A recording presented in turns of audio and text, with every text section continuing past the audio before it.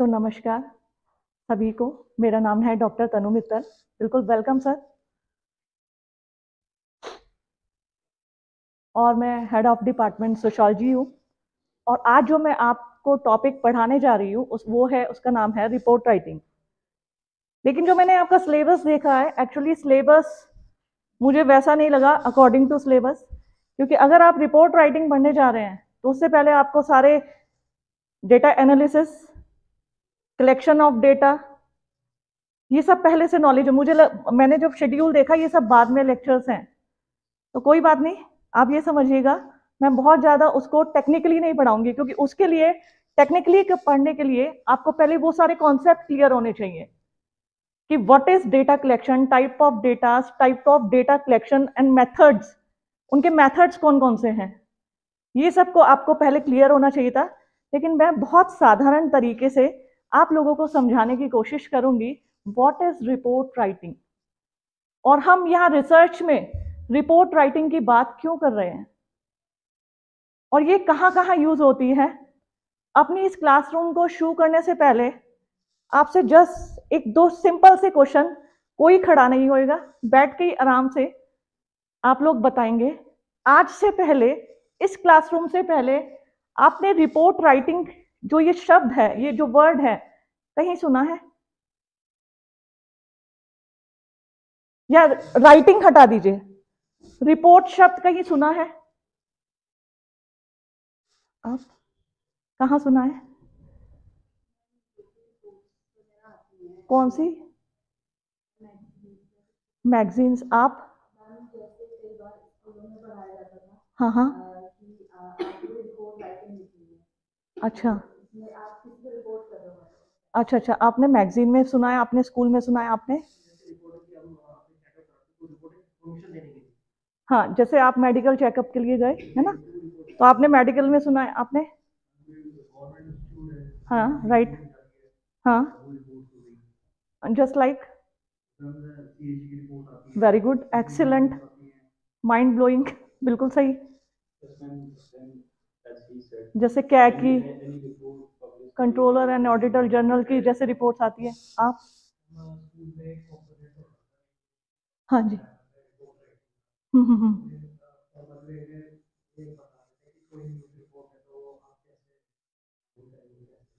ठीक है, आप लोग पीछे कोई बताना चाहेगा रिपोर्ट शब्द कहाँ सुना है?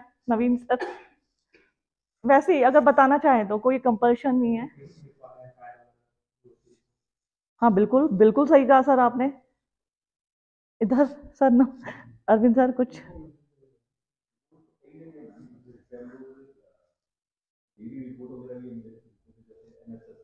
एक्सीलेंट, हाँ बिल्कुल सर। मैं यही सब बात सुनना चाह रही थी आपसे।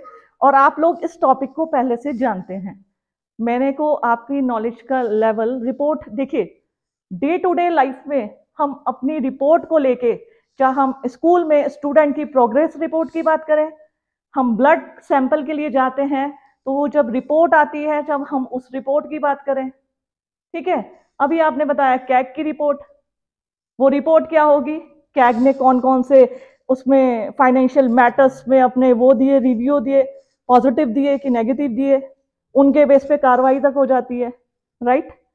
तो डे टू डे लाइफ में हम रिपोर्ट्स को फेस होते ही रहते हैं। जैसे अरविंद सर ने बताया, हमारे यहाँ गवर्नमेंट इंस्टीट्यूशन में एनसीसी, एनएसएस, इन सब की प्रोग्रेस रिपोर्ट दीजिए। तो रोजाना हम आत्मसात होते हैं रिपोर्ट से, किसी न किसी रूप में। तो आज मैं इसी रिपोर्ट राइटिंग की बात करूंगी, लेकिन उससे पहले एक जर्नली बात, क्योंकि मेरा लेक्चर रिकॉर्ड हो रहा है और ये लेक्चर आपको मिल भी जाएगा। मेरे एक यूट्यूब चैनल है तनु मैम सोशियोलॉजी वाली पे, उसे दोबारा भी देख सकते हो, क्योंकि ये मैं अपलोड करूंगी। तो यहाँ आपको मैं क्लियर कर देना चाहती हूँ, थीसिस राइटिंग और रिपोर्ट राइटिंग दोनों थोड़ा सा डिफरेंस है।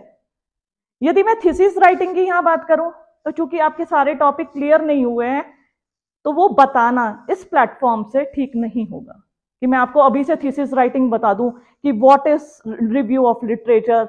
आपको टेक्निक ऑफ डेटा कलेक्शन आपने पढ़ लिया है? नहीं, थोड़ा बहुत। टाइप ऑफ डेटा कलेक्शन, जब तक ये सब बिल्कुल कॉन्सेप्ट क्लियर नहीं होंगे, थीसिस राइटिंग इट प्लेटफॉर्म से बताना, एक तरह से मैं आपको गुमराह कर रही हूँ, तो वो तो मैं नहीं बताऊंगी। मैं जनरली आज रिपोर्ट राइटिंग की बात करूंगी, टाइप ऑफ रिपोर्ट्स की बात करूंगी, हमें क्या याद रखना चाहिए, की वर्ड्स क्या होने चाहिए, इन सब की बात करूंगी और एक एग्जाम्पल से शुरू करूंगी। यमराज जी को सब जानते हैं, मैं वो यमराज जी की बात कर रही हूं। उनके एक सेक्रेटरी हुआ करते थे चित्रगुप्त, जानते हैं क्या? थोड़ा सा कोई बताएगा वो क्या करते थे चित्रगुप्त? किस चीज का रिकॉर्ड? एक्सीलेंट। चित्रगुप्त जो है वो यमराज के सेक्रेटरी माने जाते थे। यमराज कहता था हाँ भाई चित्रगुप्त आज किसका टाइम पूरा हो गया इधर, तो वो वही खाता खोलता था अपनी रिपोर्ट, इसका टाइम पूरा हो गया उठा लो इसको, बुला लो, इसका कब पूरा है? साहब इसमें तो टाइम है, इसको रहने दो। ठीक है, चित्रगुप्त जो थे वो यमराज के सेक्रेटरी थे और वो पूरा लेखा जोखा रखते थे, पुण्य का और पाप का। फिर जब वो ऊपर आ जाते थे तब भी चित्रगुप्त को यमराज बुलाते थे, हाँ भाई इसको कहाँ भेजना है, ये स्वर्ग में जाएगा कि नरक में जाएगा? तो वो कहते थे अभी देख के बताता हूं। फिर वो खोलते थे अपना बही खाता कि साहब 70% कुकर्म, माफ करने के लायक ही नहीं है, तो इसको तो भेज दो सीधा नरक में। ठीक है, जस्ट मैं एक साइकोलॉजिकल वे में आपको समझाने की कोशिश कर रही हूं व्हाट इज रिपोर्ट राइटिंग, और हम यहां इस टॉपिक की बात क्यों कर रहे हैं। ठीक है, तो एक छोटा सा एग्जाम्पल था जिससे मैंने आपको समझाने की कोशिश करी। ये रिपोर्ट्स बहुत मायने रखती है, जिससे कोई आदमी नरक में भी जा सकता है और स्वर्ग में भी। जहां डेटा गड़बड़ हुआ वहां उसकी पोजीशन चेंज हो गई। दूसरे एग्जाम्पल, बड़ी बड़ी मीटिंग्स जब होती हैं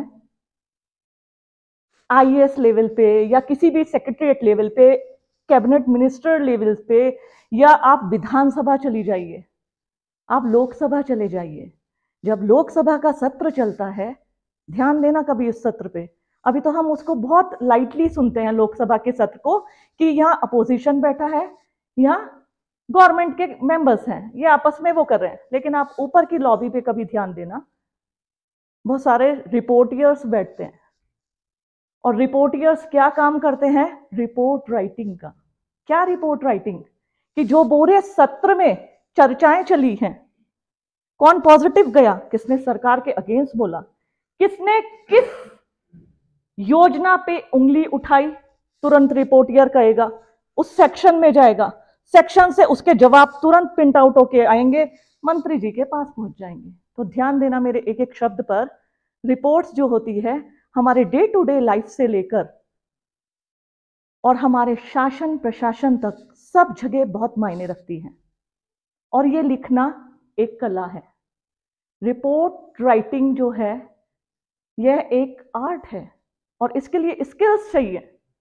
ऐसे हर कोई रिपोर्ट में आज देखिए, हालांकि अब ज्यादा होमवर्क दे दूंगी तो कल आगे से मुझे लेक्चर के लिए नहीं बुलाएंगे, उसकी मैं परवाह नहीं करती, लेकिन आज मैं एक चीज दूंगी आपको, जो आपने एक हफ्ते में पढ़ा है उसकी रिपोर्ट राइटिंग करके लानी है। लेकिन पहले मैं बताऊंगी कैसे, ऐसे नहीं। और क्यों बताऊंगी? क्योंकि यही आगे आने वाले टाइम में आपको टाइम टू टाइम करके सबमिट करनी है। आपको लैंग्वेज पता होनी चाहिए, आपको स्टार्टिंग कैसे होना, उसका स्ट्रक्चर कैसा है, ये आपको पता होना चाहिए रिपोर्ट राइटिंग का। जब तक मैं नहीं जानूंगी उसका स्ट्रक्चर कैसा है, मैं रिपोर्ट बना ही नहीं सकती। इवन आप न्यूज़पेपर पढ़ते हैं रोजाना, न्यूज़पेपर में जो हमारे प्रेस नोट्स आते हैं उसका भी एक फॉर्मुलेशन होता है, स्टेप बाय स्टेप। जब न्यूज़ बनाई जाती है तो किन किन स्टेप्स को फॉलो करना है, कौन से चरण देखने हैं, ये बहुत ध्यान दिया जाता है। एक भी ऊपर नीचे हुआ न्यूज़ गड़बड़ हो जाती है। तो ये आपके एग्जामिनेशन भी आएगा, ध्यान से देखना मेरी बात। ये तो आपकी क्लास चल रही है, इस क्लास में आप समझिए भी, आपको समझना भी है टॉपिक को, साथ ही साथ आपको मेंटली अपने आप को ये भी प्रिपेयर करना है कि ये मेरे एग्जामिनेशन में भी आना है। 70 मार्क्स के आपके वहां जो ऋषिकेश में एग्जाम्स होंगे उसमें जो क्वेश्चन आएंगे वो इसी तरीके से आएंगे। What is report writing, importance of report writing या formulation of report writing. Report writing की फॉर्मुलेशन हम कैसे करते हैं, तो आपको ये पता होना चाहिए कि आपने ये क्लास ली है, तो what is report writing, formulation of report writing, steps of report writing, ये सब आप लोगों को पता होना चाहिए। ठीक है, तो आशा करती हूँ जो मैं पीपीटी बनाई के लाई हूँ उससे आपको बहुत बेनिफिट मिलेगा। आप लोग रिपोर्ट राइटिंग को समझ के जाएंगे। इतना क्लियर है? क्योंकि हमारे साथ के ही सब पीछे जो हैं हमारे साथ के ही हैं, लेकिन इस समय आप सभी स्टूडेंट्स हैं। What is report writing? Report writing क्या होती है? जैसा कि मैंने बताया, report writing is a structure process, मतलब एक ऐसा संरचनागत ढांचा जिसमें हम अपने शब्दों को बहुत सुंदर शब्दों में परोस सकते हैं। और यही आपकी कला है। मैं स्किल्स की अभी बात कर रही थी, यहां आपके स्किल्स इंपॉर्टेंट हो जाते हैं। लिखना एक कला है। क्यों कुछ लोग क्लास में टॉप कर जाते हैं, क्यों कुछ लोग क्लास में सब कुछ आते सुआते उसी 50% पे अटक जाते हैं? Reason skills. मैंने अभी अभी बोला लिखना एक कला है, और रिपोर्ट राइटिंग में आपके स्किल्स ही यही स्किल्स मैटर करते हैं, लिखने वाले स्किल्स। आप किस शब्दों को, आज की तारीख में एआई आ गया है, हम हाथों को कष्ट नहीं देते। ठीक है, आशा करती हूँ आप सभी एआई का इस्तेमाल कर रहे होंगे। और कोई देखो, लिमिटेशन में एआई का यूज करना मैं बुरा नहीं मानती, मैं भी करती हूँ कई बार। किन्हीं चीजों में जब हम पजल आ जाते हैं तो एआई तो संजीवनी बूटी आ गया हमारे लिए, है ना? तो आप भी यूज करिए, लेकिन एक्सेस में मत करिए। ऐसा मत करिए कि आप लिखना ही भूल जाएं, क्योंकि मैंने क्या बताया, लिखना एक कला है। एग्जामिनेशन में आपको मोबाइल नहीं मिलेगा, वहां मैटर करेगा कि आपने कैसे प्रेजेंटेशन किया, कैसे लिखा, किस वे में लिखा, स्ट्रक्चर फॉर्म में लिखा या नहीं लिखा, ये सब मैटर करेगा। तो ध्यान देना कि जो रिपोर्ट राइटिंग है, अभी आगे आने वाली स्लाइड्स में इसके टाइप बताऊंगी, लेकिन एक स्ट्रक्चर्ड वे में किसी बात को या कंक्लूजन को कैसे लिखा जाता है। माननीय मुख्यमंत्री जी आए, उन्होंने उत्तराखंड में उनके जो 3 वर्ष पूरे हुए उसको बेहतरी से बनाने के लिए पूरे डिस्ट्रिक्ट में जगह जगह कार्यक्रम आयोजित किए। मैं देख रही थी हमारे प्रताप इंटर कॉलेज के उसमें माननीय धन सिंह रावत जी भी आए थे। ठीक है, अब ये कहा गया कि जो ये सारे जिलों में प्रोग्राम आयोजित किया गया, इसकी रिपोर्ट बनाइए और क्या आउटपुट्स निकल के आए। जो योजना चलाई लाभार्थियों तक पहुंची, किन किन लाभार्थियों तक पहुंची? मैं सोशल मीडिया पे थोड़ी एक्टिव रहती हूं, तो मैं वही कल वॉच कर रही थी कि हमारी टिहरी जिला प्रशासन ने लाभार्थियों के छोटे छोटे क्लिपिंग्स अपलोड किए हैं सोशल मीडिया प्लेटफॉर्म्स पर, फेसबुक, इंस्टाग्राम। क्योंकि वो आज की तारीख में जो सोशल मीडिया प्लेटफॉर्म्स हैं, ये क्या है, जानकारी को साझा करने का सबसे सरल इजी वे है। हमें कहीं नहीं जाना, हमें कोई लेटर नहीं लिखना, हमें कोई स्पीड पोस्ट नहीं करनी, सिंपल एक पोस्ट करनी है और उसे टिक बटन दबा के सोशल मीडिया पे पोस्ट कर देना। तो जानकारी को साझा करने का सबसे सरल माध्यम। तो सरकार ने जब अपने ये सब योजनाओं की जानकारी लाभार्थियों के माध्यम से, किस किस को क्या बेनिफिट मिला, समाज कल्याण विभाग का या श्रम विभाग का या अदर्स डिपार्टमेंट का, उनके पॉइंट ऑफ व्यू से उनके छोटे छोटे इंटरव्यूज लिए और उसको पब्लिश किया। अब देखना, इनकी एक रिपोर्ट बनेगी। ये फैक्ट होता है, शासन प्रशासन में जब भी कोई काम होता है, उस काम की सबसे लास्ट में रिपोर्टिंग होती है। रिपोर्टिंग मतलब क्या लाभ हुआ, क्या हानि हुए, कितने लाभार्थियों को लाभ पहुंचा, लाभार्थियों के लाभ कितने हितधारकों के खाते में पहुंचे, ये सब विस्तार से बताया जाता है रिपोर्टिंग में। तो रिपोर्टिंग जो है, शब्द रिपोर्ट बनाना, इसे मैं बोलूंगी रिपोर्ट राइटिंग, एक तरह से रिपोर्ट लिखना या रिपोर्ट बनाना किसी और आप कैसे बना सकते हैं, क्योंकि रिपोर्ट राइटिंग 3 प्रकार की होती है, आगे आने वाली स्लाइड में बताऊंगी, स्मॉल, मीडियम या लेंथी। कई तरह की रिपोर्ट्स बनती है। अगर मैं कहूं आपसे, एक पेज में अपने पूरे 6 दिन की जितने भी इवेंट क्लासेस हुई है, लेक्चर हुए हैं, उसको बताइए। फिर मैं आपसे कहने लगूं 6 दिन में जितने आपके लेक्चर हुए हैं उसे 6 ही पेजेस में बताइए, 6 पेजेस में डिस्क्राइब कीजिए। तो लेंदी लिखना तो आपके लिए इजी हो जाएगा, लेकिन शॉर्ट में हम क्या छोड़ें और क्या लिखें? ऐसा ना हो मैं लिखूं और कुछ इंपॉर्टेंट वाला पार्ट छूट जाए। तो यहां आपके स्किल्स बहुत इंपॉर्टेंट होते हैं और वो मैटर भी करते हैं। तो रिपोर्ट राइटिंग एक तरह से सारांश, निष्कर्ष, जो कंक्लूजन होता है उसको अपने शब्दों में परोसना, सहेजना, इकट्ठा करना, सारे डेटास को इकट्ठा करना, सारे मीटिंग के पॉइंट्स टू पॉइंट्स इवेंट को इकट्ठा करना और फिर उन्हें अपने शब्दों के माध्यम से आकार देना, ये रिपोर्ट होता है। ये मैंने अब इसमें आए हैं की elements of report writing.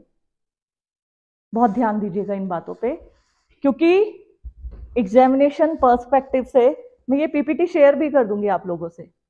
Examination perspective से ये इंपॉर्टेंट है, कई बार एग्जाम में पूछा जाता है।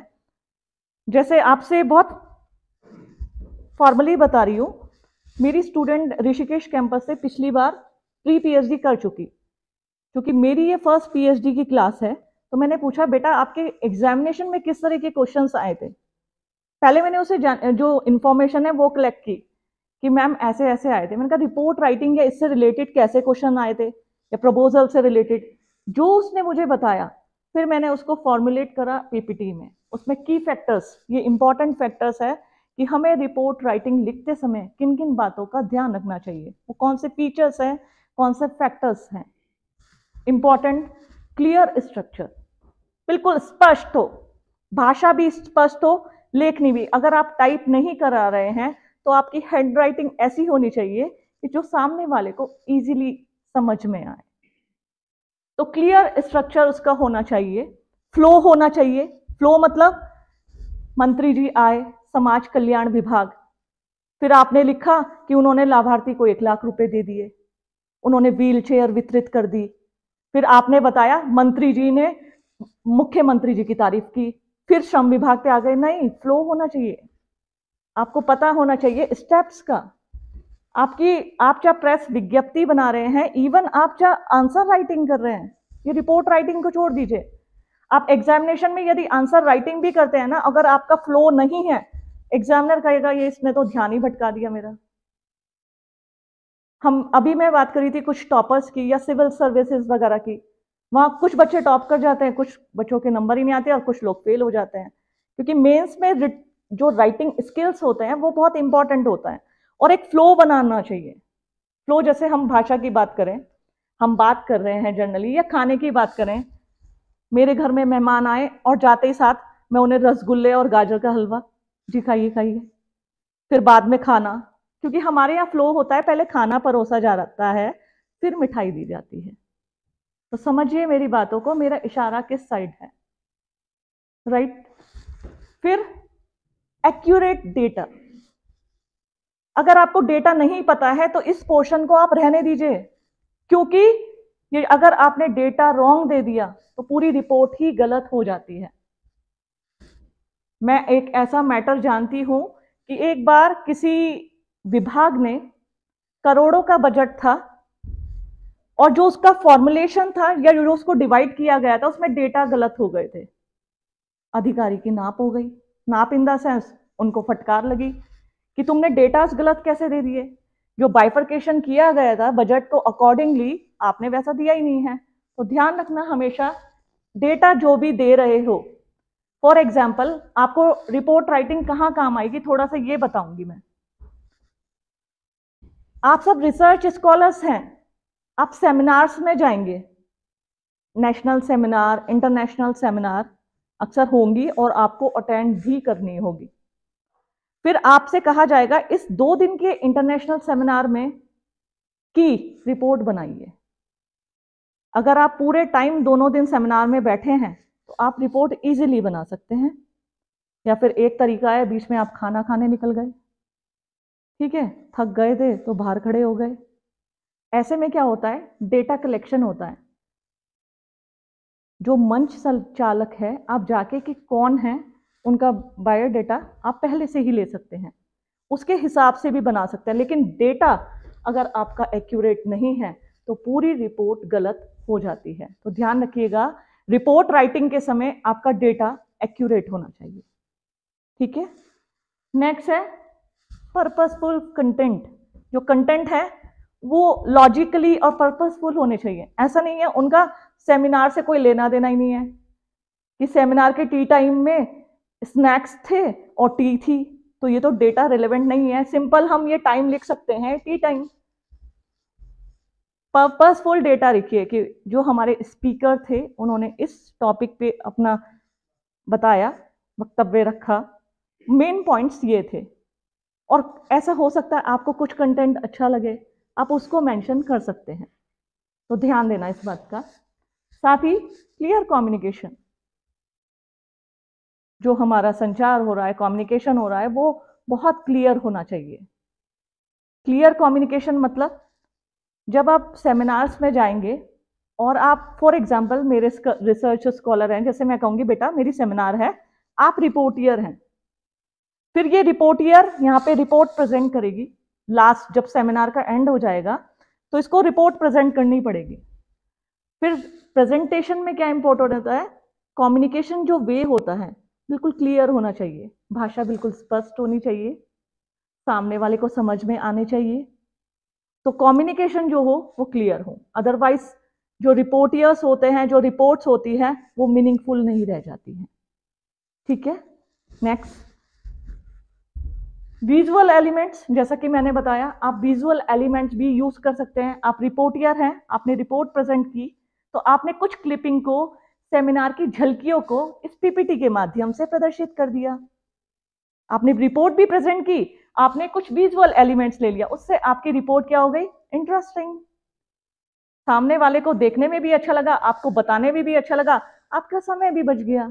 तो इस बात का आप बहुत ध्यान रखेंगे। नेक्स्ट है प्रोफेशनल फॉर्मेट। रिपोर्ट का एक प्रोफेशनल फॉर्मेट होता है, हमेशा उसी फॉर्मेट को फॉलो करिए। ऐसा ना डेट आप एप्लीकेशन की तरह सबसे लास्ट में लिख रहे हैं, नहीं, इसका एक फॉर्मुलेशन होता है, प्रॉपर फॉर्मेट होता है, अकॉर्डिंग टू फॉर्मेट ही आप रिपोर्ट को बनाएंगे। तो आशा करती हूँ कि फॉर्मेट सब समझ में आ गए होंगे।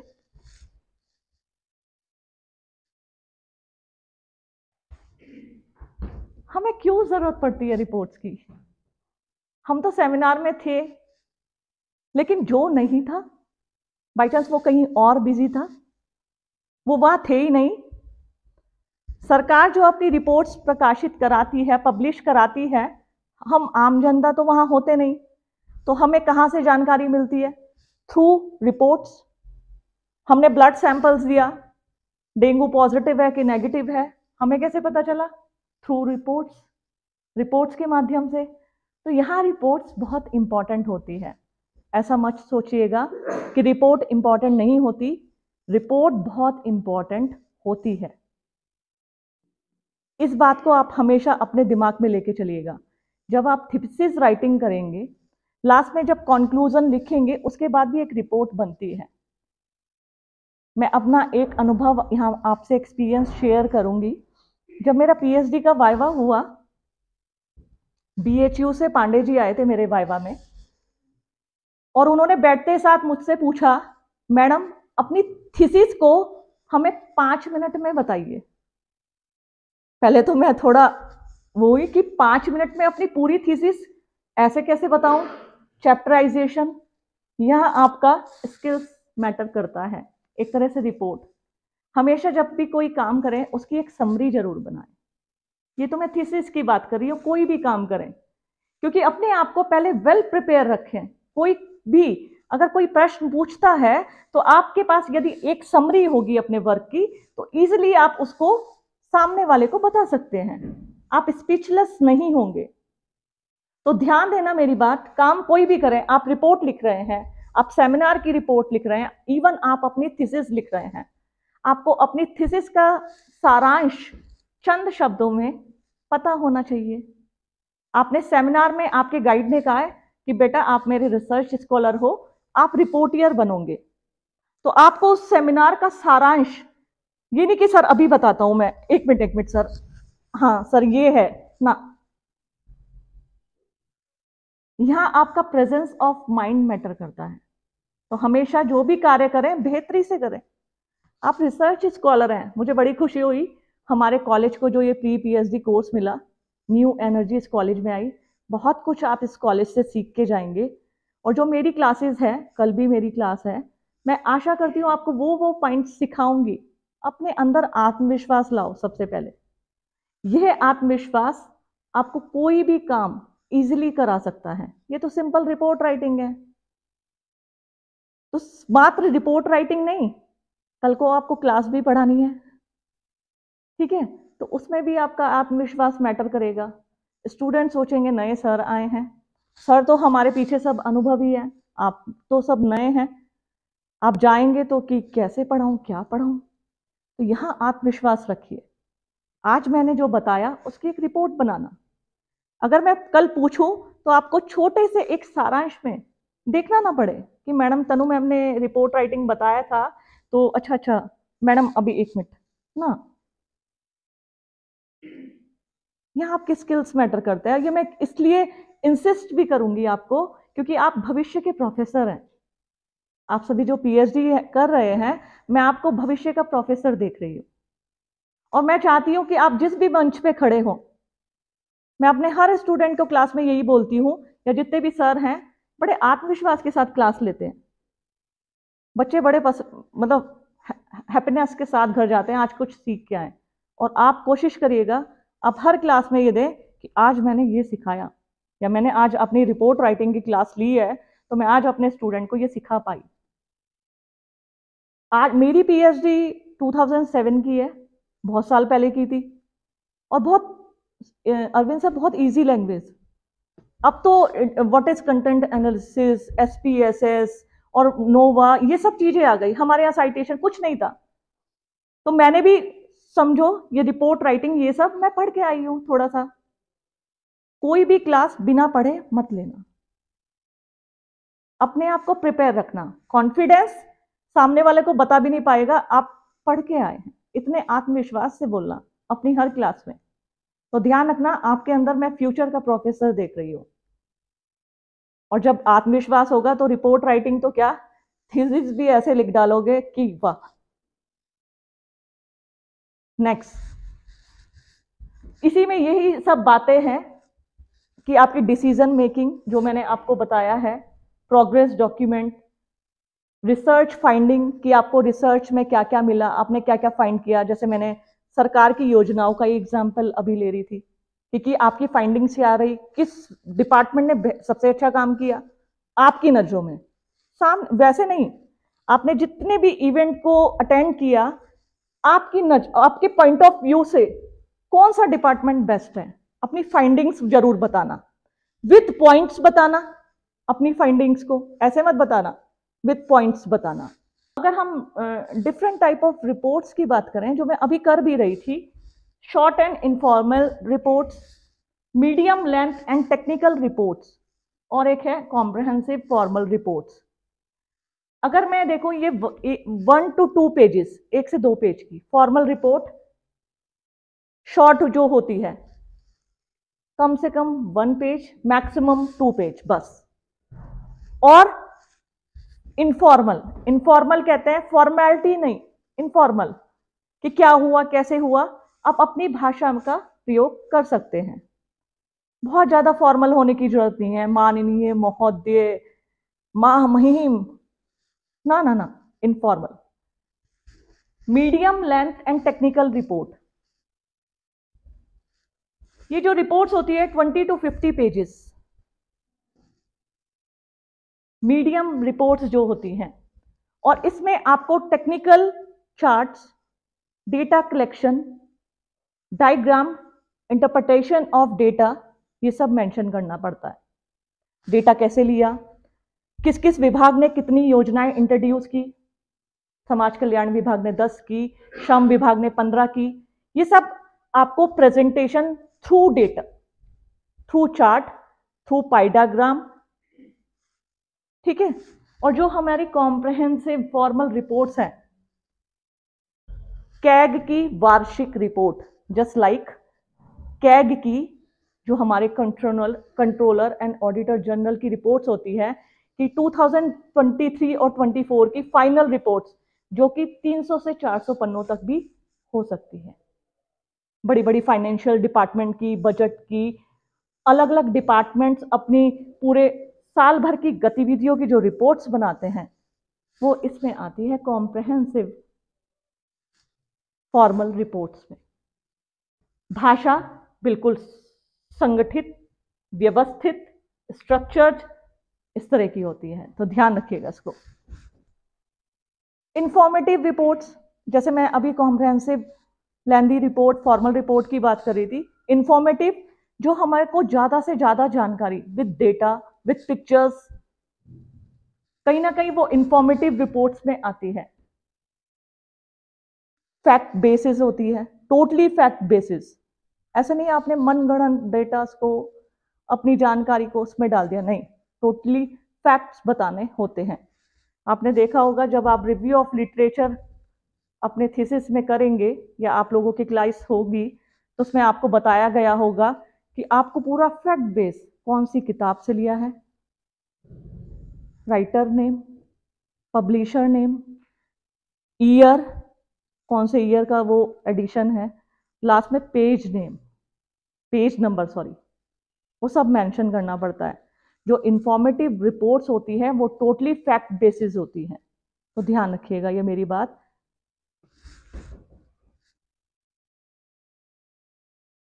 एनालिटिकल रिपोर्ट्स, कई बार ऐसी प्रॉब्लम्स आ जाती हैं हमारे पास, या बहुत से डिपार्टमेंट्स होते हैं, इवन जो आप पीएचडी वर्क करने जा रहे हैं, एक तरह से वो भी प्रॉब्लम बेसिस होते हैं। प्रॉब्लम ही तो चूज करेंगे, व्हाट इज प्रॉब्लम, जिसके आप ऊपर आप वर्क करेंगे या अपना थीसिस का टॉपिक लेंगे। तो एनालिटिक जो रिपोर्ट्स होती है, अक्सर मैं क्राइम्स में,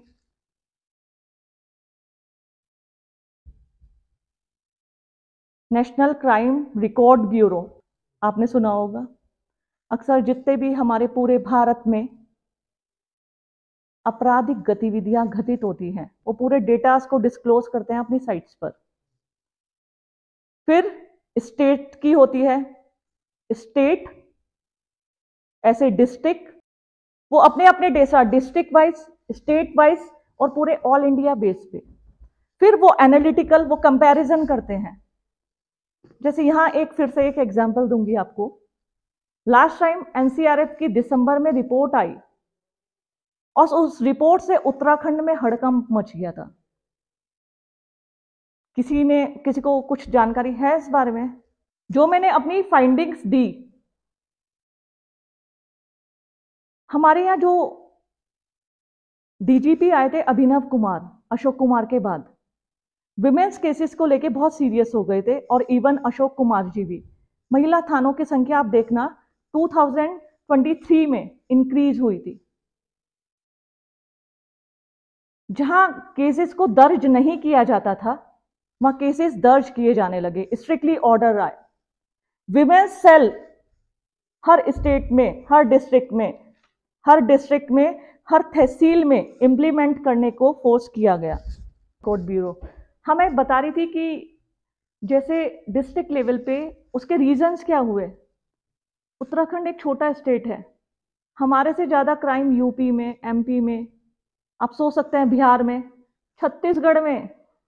कैसे हमारे स्टेट का नाम आया? क्योंकि हमारे यहाँ थोड़ी ट्रांसपेरेंसी अकॉर्डिंग टू वहां से बढ़ी है, और ये फैक्ट है, मैंने खुद ऑब्जर्व किया है। विमेन्स सेल को स्ट्रिक्टली ऑर्डर किए गए हैं, आप महिलाओं के केस को तुरंत दर्ज करेंगे। सरकार ने 112 डायल 112 गौरा शक्ति ऐप महिलाओं के लिए ये सब कर दिए, तो महिलाएं गौरा शक्ति ऐप से तुरंत घर बैठे ही अपनी कंप्लेंट लॉन्च कर देती है और वो लॉन्च हो जाती है। ये ऐसा नहीं है कि वहां गए तो उन्होंने कहा जी जाओ जाओ बाद में आना, क्या दिक्कत है, अरे ये कोई दिक्कत नहीं है तो जाओ, नहीं, ऐसा नहीं था। इस रीजन की वजह से उत्तराखंड में क्राइम रेशियो बढ़े, और वो क्राइम रेशियो नहीं, एक्चुअल में रजिस्टर, एक लड़की जा रही है अकेले, उसे किसी लड़के ने छेड़ दिया, तुरंत उसने डायल 112, तुरंत गौरा शक्ति ऐप पे, और तुरंत कार्रवाई। अब देखना कभी डायल, मैंने तो खुद एक लाइव एग्जाम्पल करवाया था इस बात का, तुरंत पुलिस आ गई। और फिर पुलिस डिपार्टमेंट को ये स्ट्रिक्टली ऑर्डर किए गए हर डिस्ट्रिक्ट को, विमेंस के केसेस बंद दरवाजे में कमरे के अंदर सुने जाएंगे। उसको डिस्क्लोज, ऐसा नहीं एक लड़की का मजाक बनाया जा रहा है सरेआम। वो क्या बताएगी अपने क्राइम को सरेआम, वो अपनी क्या बताएगी? उन्होंने स्ट्रिक्टली ऑर्डर किए जितने भी विमेंस केसेस हैं अब बंद दरवाजे के अंदर, और महिला एक जो इंस्पेक्टर है वो ही सुनेगी, कोई मेल पर्सन नहीं सुनेगा, मेल ऑफिसर नहीं सुनेगा। तो बहुत सारी ट्रांसपेरेंसी इस मामले में बढ़ी कि हमारे यहाँ विमेंस क्राइम्स पर ध्यान दिया गया, महिला थानों पर ध्यान दिया गया, उस रेशियो को जानने की कोशिश की गई कि जो आज पूरे इंडिया में सबको देखनी चाहिए।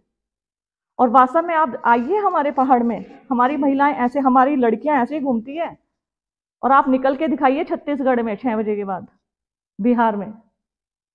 हम प्राउडली बोलते हैं हम उत्तराखंड में रहते हैं, क्योंकि यहाँ क्राइम रेशियो कम है। अगर यहाँ महिला के साथ दारू पीने के बाद घरेलू झगड़ा ये पंजीकृत हो गया, तो अब इसे हम क्राइम नहीं बोलेंगे, वो सब जगह होता है लेकिन हमारे यहाँ पंजीकृत होता है। तो ध्यान देना इस बात का, जब प्रॉब्लम एनालिसिस होती है तब रिपोर्ट्स फिर दोबारा बनती है। प्रॉब्लम्स क्या आई, ने ये डेटा दिया, ये प्रॉब्लम आई, तो एनालिटिकल हुआ, क्या एनालिटिकल हुआ, क्यों आए ये डेटा वेरिएशंस, क्यों एकदम से सडनली 26% शायद ऐसा कुछ है, वो मैं देख के नहीं आई, आपको कल बता दूंगी एग्जैक्ट। तो क्यों आया, तो फिर उन्होंने एनालिसिस किया उसका, तो ये सब एनालिसिस हुआ। फिर सॉल्यूशन प्रेजेंटेशन, फिर उन्होंने उसका सॉल्यूशन दिया कि ये है, इस कारण ये बढ़े हैं, ये वाले फैक्ट्स हैं। उन्होंने कहा ठीक है। तो जब भी कोई प्रॉब्लम्स होती है, प्रॉब्लम्स को एनालिसिस करना पड़ता है। हम जो आजकल तो एआई चल रहा है, एआई क्या क्या वीडियो नहीं बना दे रहा है, जो आंखों के सामने दिख रहा है क्या पता वो फैक्ट है या नहीं। जब तक हम उसकी जांच पड़ताल ना कर लें तब तक हम सॉल्यूशन तक ना पहुंचे, और वो हम जब तक एनालिसिस नहीं करेंगे सॉल्यूशन तब तक हमें नहीं मिल पाएगा। इस बात का आप ध्यान रखिएगा।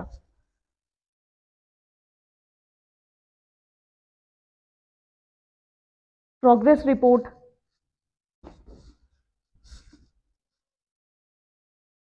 प्रोग्रेस रिपोर्ट जैसे एक स्टूडेंट की, हम अक्सर अपने बच्चों के प्रोग्रेस रिपोर्ट, जैसे मैं अपने बच्चे के एग्जाम के बाद लेने जाती हूँ तो टीचर ने कहा आपके बेटे के इतने नंबर आए हैं। ऐसे ही जितनी भी बड़ी बड़ी कंपनीज होती हैं, यहाँ पे वो लिखने वाला नहीं है थोड़ा, मैं कोई बात नहीं, तो वो कंपनी मैनेजमेंट में आपको प्रोग्रेस रिपोर्ट ज़्यादा दिखेगी। इवन आजकल तो गवर्नमेंट में भी प्रोग्रेस रिपोर्ट आ गई, सिर्फ हम इसकी कॉरपोरेट की बात ना करें, और इवन गवर्नमेंट तो छोड़ो, सब जगह प्रोग्रेस रिपोर्ट की बात होती है, आपने क्या काम किया है। इवन मैं आप स्कॉलर्स से पूछती हूँ, आपको जस्टिफाई किया जाएगा, आपकी प्रोग्रेस रिपोर्ट आएगी कि आपने कितना समझा, कितना किया। तो आज ये प्रोग्रेस रिपोर्ट की बात सिर्फ हम कॉरपोरेट की ना करें, आज हम सभी डिपार्टमेंट की प्रोग्रेस रिपोर्ट की बात करते हैं। जितने भी बड़े बड़े यहाँ, क्योंकि मैंने इसी को पॉइंट आउट किया है मैनेजमेंट में कॉरपोरेट की, तो अक्सर आपने देखा होगा शेयर मार्केट, आप लोगों ने सुना है, अच्छे से जानते हैं सभी लोग। कंपनी के मुनाफे और घाटा जब कभी आता है, अकॉर्डिंग के शेयर मार्केट में उसका शेयर का रेट ऐसे ही घटता बढ़ता है। इतना तो पता होगा, है ना, कि कंपनी में इस बार इतने मुनाफे हुए तो हमें डिविडेंड भी मिलेगा। अगर मुनाफा हुआ, हाल ही में एक मेरे पास शेयर था तो 35 रुपए मेरे खाते में आए, मैंने कहा ये किस चीज क्या है, कि डिविडेंड मिला। मैंने कहा क्या बात है, शेयर कम थे, क्वांटिटी कम थी, तो सिर्फ 35 रुपीज आए। तो प्रोग्रेस रिपोर्ट होती है कंपनी का वो लेखा जोखा कि इस साल इस कंपनी ने कितना मुनाफा किया, कितना घाटा किया। एक आपने CSR भी सुना होगा, कॉर्पोरेट सोशल रिस्पॉन्सिबिलिटी। अक्सर सिविल की तैयारी जो करते हैं तो वो इन सब चीज की ओर ज्यादा फोकस करते हैं। तो कंपनी, हर कंपनी के लिए अब जरूरी कर दिया गया वो अपने मुनाफे का 5% कॉर्पोरेट सोशल रिस्पॉन्सिबिलिटी में खर्च करेगी। बहुत सारे NGO भी अब कूद के आ गए, जी हम आपके साथ सहयोग करेंगे। तो कहने का मतलब समझिए, प्रोग्रेस रिपोर्ट मतलब कंपनी का पूरा लेखा जोखा। जैसे मैंने चित्रगुप्त जी का बताया था, यमराज जी अपना ये नहीं इस्तेमाल करते हैं, वो चित्रगुप्त जी से पूछते हैं, हाँ भाई क्या है इसका मामला। तो इसी तरीके से कंपनी के मुनाफे और घाटा जो होता है उसकी प्रोग्रेस रिपोर्ट से पता चलता है। उसी से उसकी आगे जो नेक्स्ट फाइनेंशियल ईयर है उसकी सारी प्रोसेस कि उसमें कैसे वर्क होगा, सैलरी बढ़ाई जाएगी कि घटाई जाएगी, वर्कर्स को निकालना है कि और हायर करने हैं, उसी के अकॉर्डिंगली होता है। तो ये सिर्फ रिसर्च में नहीं, बड़ी बड़ी कंपनीज में, नंबर ऑफ डिपार्टमेंट्स में, आजकल हम अपने बच्चों के स्कूल से लेकर और विभिन्न प्राइवेट सेक्टर और गवर्नमेंट सेक्टर तक में प्रोग्रेस रिपोर्ट देखते हैं। आगे चलें। मैं बार बार घड़ी देख रही हूँ कि ज्यादा समय ना ले लूं आप लोगों का। फॉर्मल रिपोर्ट, अभी मैंने आपसे प्रोग्रेस रिपोर्ट की बात की। जो फॉर्मल रिपोर्ट होती है एक्चुअली में ये बहुत सीरियस मैटर्स जो होते हैं उस पे बनती है, just like CAG. Financial matter को बहुत सीरियस मैटर माना जाता है, इवन हमारे डिफेंस को बहुत सीरियस मैटर माना जाता है। तो ऐसे डिपार्टमेंट्स में जब ये रिपोर्ट्स बनती हैं तो वो फॉर्मल रिपोर्ट्स में आती है, जब मैटर बहुत संवेदनशील हो और उस पर तुरंत एक्शन लेने की जरूरत होती है, तो तुरंत ऑर्डर्स होते हैं और तुरंत उनसे रिपोर्ट तैयार करने को बोला जाता है। तो ध्यान रखना बहुत सारे सीरियस मैटर्स पे, और यहां देखिए मैंने लिखा रखा है बहुत सारे गवर्नमेंट में, कॉरपोरेट सेक्टर्स में इनका यूज होता है। और भाषा बहुत साफ होनी चाहिए, स्पष्ट होनी चाहिए। बहुत सारी जब जांच होती है, ध्यान दीजिएगा मेरी बातों पे, वित्तीय मामलों में जब घोटालों की आशंका होती है और जब उनकी जांच होती है तो उसमें भी फॉर्मल रिपोर्ट्स बनती हैं और ऐसा बोला जाता है बिल्कुल स्पष्ट कि हो भी सकता है, नहीं भी हो सकता है। ऐसी लैंग्वेज का आप ऐसी रिपोर्ट्स में बिल्कुल भी यूज नहीं करेंगे। फॉर्मल रिपोर्ट्स की भाषा बिल्कुल साफ स्पष्ट, हुआ है हाँ या नहीं, घोटाला हुआ है सीधा लिखना है हाँ, ऐसा नहीं हो भी सकता है, इतना लगा है यहां पर और इतना नहीं भी हो सकता है, बिल्कुल साफ स्पष्ट भाषा में। और बहुत सारे सीरियस मैटर्स में ही इसको यूज किया जाता है।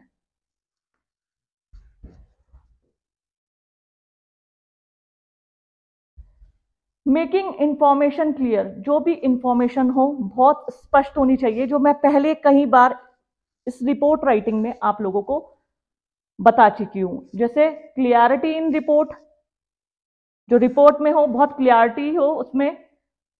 और डिसीजन सपोर्ट, डिसीजन मतलब जो मैंने अभी बताया हाँ या ना, ये मत रखो कि हाँ 50% हो सकता है 50% नहीं ना, इसका कोई भी इसका प्लेस नहीं है, कोई भी जगह रिपोर्ट राइटिंग में इस तरीके में नहीं है। हाँ तो हाँ, ना तो ना।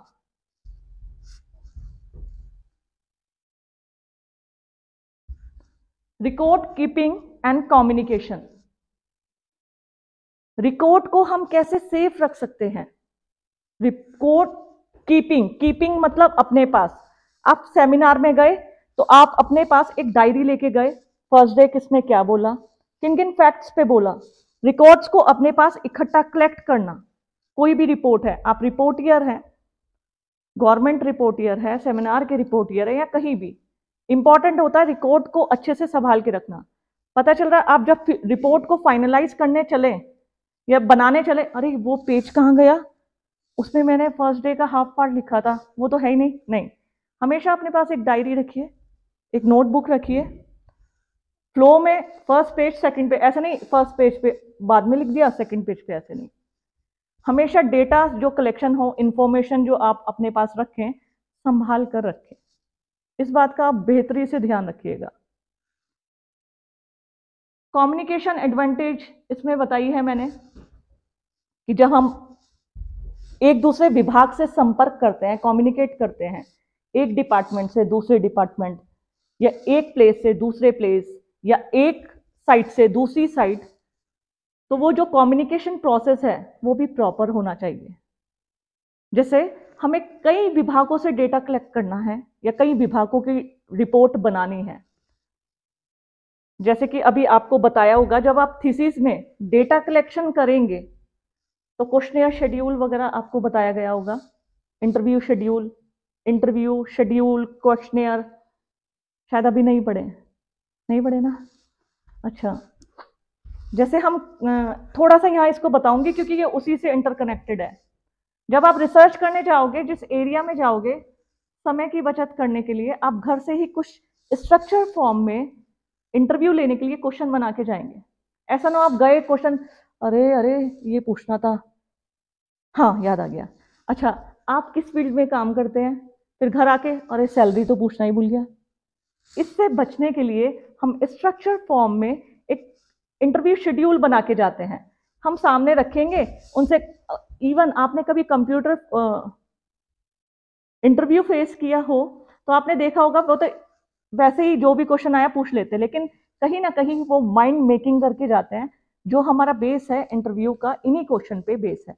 सिविल सर्विसेज का है, प्रोफेसर का है, इंटरव्यू पीएचडी का है, तो वो स्ट्रक्चर रहता है। अगर आपका पीएचडी का है तो आपका रिसर्च टॉपिक क्या है। जैसे आप सबने नैनीताल इंटरव्यू दिया होगा, दिया था, तो उसमें आपसे पूछा गया होगा रिसर्च के बारे में, आपके पेपर्स कौन से थे, फिर आप पीएचडी का कौन सा टॉपिक लेंगे, कभी फील्ड रिपोर्ट या डेजर्टेशन किया है क्या। तो वो स्ट्रक्चर्ड रहता है। स्ट्रक्चर्ड मतलब पहले से संरचित, कि हमें वही पाथ से क्वेश्चन पूछे जाएंगे कि जो होते हैं। तो रिपोर्ट्स भी सेम वही होती है। हम उन्हीं डिपार्टमेंट से कम्युनिकेट करेंगे, उन्हीं से डेटा कलेक्शन करेंगे जिनसे हमारा मतलब है, जिसकी हमारी रिपोर्ट बनानी है। अदरवाइज हम अलग डिपार्टमेंट में नहीं जाएंगे। जैसे आप थीसिस में जब आप रिसर्च करने जाएंगे तो आप दूसरी जगह नहीं भटकेंगे।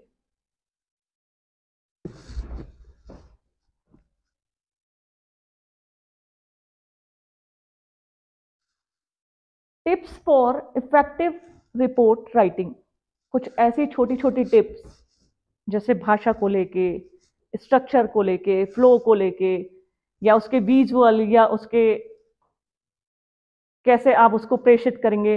जैसे खाना हम कहते हैं, ध्यान से, थोड़ा एक एग्जांपल से फिर से बताऊंगी। हम सभी खाना घर पे खाते हैं, फटाफट भूख लगी है, कटोरी ली, दाल ली, कभी कटोरी भी नहीं ली, दाल के ऊपर, चावल के ऊपर दाल ही डाल के खा लिए। लेकिन जब हम रेस्टोरेंट में जाते हैं तो हमारे सामने पूरा प्रॉपर वे में खाने को परोसा जाता है। सैलेड आता है, प्लेट्स आती है, हमारे लिए नैपकिन्स आते हैं। फिर अगर हमारे को कोई, जिसे हम शिकंजी बोलते हैं, नींबू पानी, तो वो आएगा तो उसके लिए सिपर लगा होगा, एक स्लाइस लगी होगी स्टाइलिश वे में, तो हम कहते वाह कितना अच्छा है। सेम ऐसे जब भी कोई काम करें, इवन ये तो रिपोर्ट राइटिंग की है, इवन आप अपने सेशनल देंगे, असाइनमेंट देंगे, आपने सामने वाले को अपना प्रेजेंटेशन दिखाना है। इवन जब आपका सिनॉप्सिस का प्रेजेंटेशन होगा तो स्लाइड में कोई इंटरेस्ट नहीं रखता है, सब आपका वे ऑफ प्रेजेंटेशन, आपकी बॉडी लैंग्वेज, कैसे आप उसको बता पा रहे हैं, ये मैटर करता है।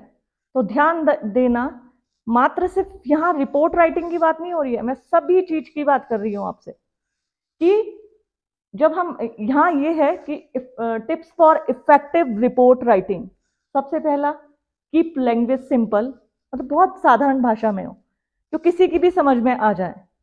जैसे बहुत सारी शब्दावलियां जो होती है वो बहुत कठिन होती है, जो हर किसी को समझ में नहीं आती, चाहे इंग्लिश में लिखेंगे चाहे आप हिंदी में लिखेंगे। लैंग्वेज हमेशा ऐसी इस्तेमाल करें जो बहुत साधारण हो। अवॉइड अननेसेसरी जैगरॉन, लच्छेदार, घुमावदार, कि आप मुहावरों का यूज कर रहे हैं, उनसे बचिए। ये कोई ऐसे राइटिंग नहीं कर रहे हैं आप कि सामने वाले एग्जामिनर को इंप्रेस करना है। कनक कनकते सो गुनी मादकता अपनाए, जो खाए बोराए जो ना खाए, कुछ ऐसा ना, ऐसा मत करिए। रिपोर्ट की भाषा हमेशा साधारण, क्योंकि रिपोर्ट क्या है कि जो इसका सारांश है मीटिंग का, जो इस क्लास का सारांश है, आपको अपने शब्दों में परोसना है, आपको प्रेजेंट करना है। वो बहुत सिंपल, जैसे मैं पढ़ूं कि तो मुझे पढ़ते ही समझ में आ जाए कि हाँ आज की क्लास में ये हुआ है। तो लैंग्वेज हमेशा सिंपल रखना, घुमावदार मत रखना। यूज क्लियर हेडिंग्स एंड सब हेडिंग्स, ध्यान देना जब आपके क्लास में, जब आप पीजी में, यूजी में रहे होंगे, तो आपकी मैम या सर जब क्वेश्चन के बारे में, इवन मैं तो कहती हूँ, तो मैं ये कहती हूँ बच्चों हेडिंग्स और सब हेडिंग्स का जरूर इस्तेमाल करना, उससे आंसर जो होता है इफेक्टिव होता है। और कई बार जैसे हम लोग एग्जामिनर्स हैं, हम सब हेडिंग से ही पहचान जाते हैं बच्चा कहना क्या चाह रहा है, और उससे उसका पूरा पर्पस, पूरा मीनिंग, आंसर राइटिंग हम सब समझ जाते हैं। तो इस बात का बहुत अच्छे से ध्यान रखेंगे। Include relevant charts and visuals, जो मैंने बताया था, हो सके तो जैसे आपने किसी डिपार्टमेंट का डेटा कलेक्ट किया है तो उनको चार्ट वाइज प्रेजेंट कर दो कि इस डिपार्टमेंट ने 10 योजनाएं, इसने 5, तो हमें वो जो सामने चेक करेंगे रिपोर्ट, उन्हें देखना नहीं पड़ेगा, उन्हें डेटा चार्ट से ही वो एनालिसिस कर लेंगे किस डिपार्टमेंट की सबसे ज्यादा रिपोर्ट रही, किसकी सबसे ज्यादा उपलब्धियां थी। तो ध्यान रखना हमेशा चार्ट और विजुअल इनका रिपोर्ट करें तो वो ज्यादा इफेक्टिव मानी जाती है। जैसे आज मेरा ये लेक्चर था तो मैंने कहा मैं आपको पीपीटी से बताऊंगी, और मैंने एक दो वीडियो क्लिप भी यूज करना चाह रही थी आपको दिखाने के लिए। अभी मुझे यहाँ के सेटअप का आइडिया नहीं था, अगर मैं वो दिखाती तो आप उन विजुअल से और अच्छा से समझ पाते। तो हमेशा ध्यान रखना जब भी आप रिपोर्ट राइटिंग करें तो आप रिलेवेंट चार्ट और विजुअल्स का यूज करें। ऐसे ही अपने डॉक्यूमेंट को प्रॉपर चैनल यूज करें। प्रूफ रीड, जो कि हमारी थीसिस में भी की जाती है, लिखने के बाद एक बार नहीं, कम से कम 3-4 बार अपनी रिपोर्ट को जरूर चेक करना। टाइपोज ना हो, टाइपोज कहते हैं टाइपिंग मिस्टेक, टाइपिंग एरर्स। पता चल रहा आप लिखना कुछ चल रहे थे, एक अल्फाबेट पीछे आ गया, वो उसने पूरा कर दिया काम। ठीक है, तो टाइपोज, इन सब का ध्यान रखना। हमेशा प्रूफ रीड, एक नहीं, दो नहीं, 3 बार प्रूफ रीडिंग करना। चाहे थीसिस भी हो, थीसिस में तुम्हारे गाइड, तुम कहोगे कि सर मैंने तो ये थीसिस लिख डाली है, टाइप भी करा दी, देखो सर मैंने ये, आपके गाइड कहेंगे अब 4 प्रोफेसरों के पास जाओ और इसकी प्रूफ रीडिंग करा के आओ। आप कहोगे क्यों सर, मैंने तो बहुत अच्छे से पढ़ लिया है। वो कहेंगे नहीं, क्योंकि प्रूफ रीडिंग इंपॉर्टेंट, जहां भी आपकी 2 से ज्यादा, 5 से ज्यादा पेजेस में ये मिस्टेक हुई, वहां आपकी थीसिस को रिजेक्ट कर देते हैं कि जो बताओ इन्होंने टाइपोस इतनी ज्यादा है तो ये क्या है। तो हमेशा ध्यान रखना प्रूफ रीडिंग का। Structure content, structure step by step, इसको आप ध्यान रखेंगे, स्ट्रक्चर्ड होनी चाहिए, इसको कभी भी मत भूलना और किसी भी चीज में मत भूलना। फ्लो और स्ट्रक्चर को, फ्लो बना रहना चाहिए, स्ट्रक्चर बना रहना चाहिए। और बहुत ज्यादा नहीं खींचूंगी। अब मैं आपसे क्वेश्चन पूछना चाहती हूँ, आप क्वेश्चन पूछ सकते हैं। हाँ बेटा।